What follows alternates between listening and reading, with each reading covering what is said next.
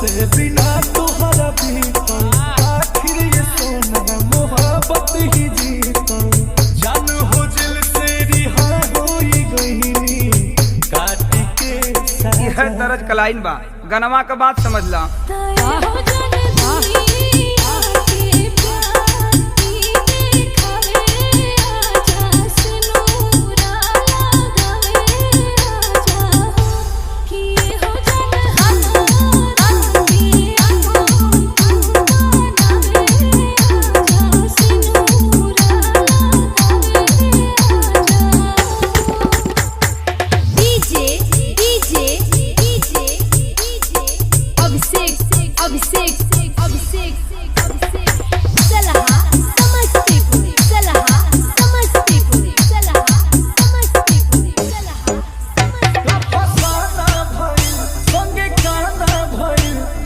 मुजरिमी तोहरो दीवाना भइल।